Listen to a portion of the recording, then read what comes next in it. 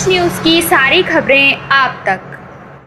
मध्य बिहार और पश्चिम बिहार थाना क्षेत्र में हुई फायरिंग के मामले में नॉर्थ दिल्ली की एंटी नारकोटिक स्क्वाड की टीम ने मुठभेड़ के दौरान 2 आरोपियों को हिरासत में लिया।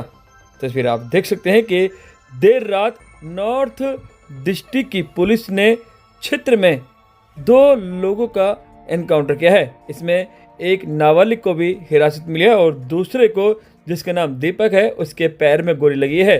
ये दोनों वही हैं जिन्होंने पश्चिम बिहार के एक जिम पर फायरिंग की थी और उसके बाद पूर्वी दिल्ली के मधु बिहार थाना क्षेत्र में फायरिंग की थी। मधु बिहार थाना क्षेत्र के वेस्ट विनोद नगर में एक व्यवसाय करने वाले पर फायरिंग की थी, जिन्होंने कहा था कि लॉरेंस बिश्नोई गैंग के 2 लोग थे जिन्होंने 2 करोड़ की फिरौती भी मांगी थी। वहीं इन्हीं दोनों ने सबसे पहले पश्चिम बिहार इलाके के आरके फिटनेस जिम पर भी इन्होंने फायरिंग की थी। बहरहाल इन दोनों को हिरासत में लिया है और दोनों से पूछताछ जारी है। हालांकि इसमें एक नाबालिग है और एक बालिग है।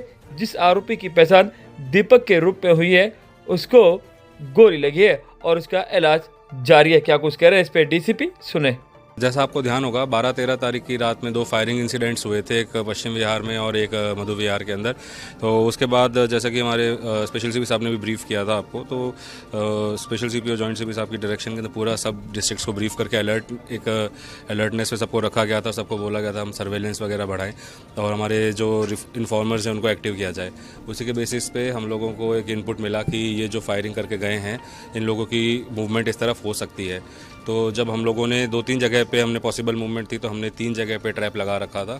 उसमें जो बुराड़ी साइड वाला जो ट्रैप था, उसमें हमें 2 लोग दिखे और जैसे ही हमने इनको रोकना चाहा, इन्होंने फायरिंग की और हमने भी जवाबी फायर किया, जिसमें एक व्यक्ति घायल हुआ है।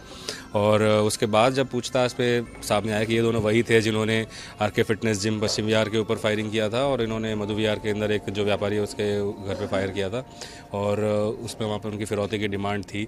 और उसके बाद फिर ये लोग फ़रार हो गए थे और इनका हम लोग इनको ट्रेस तो कर ही रहे थे, सब लोग कर रहे थे और इसके अंदर बेसिस पे हम लोगों ने इनको किया और इनके जो क्राइम के टाइम पे जो फुटेज के अंदर आए हुए हैं, कपड़े, जूते, जैकेट, सारी चीज़ें मिली हैं। वेपन भी वही हैं जो रिकवर हुए हैं जिससे इन्होंने उस दिन फायरिंग की थी।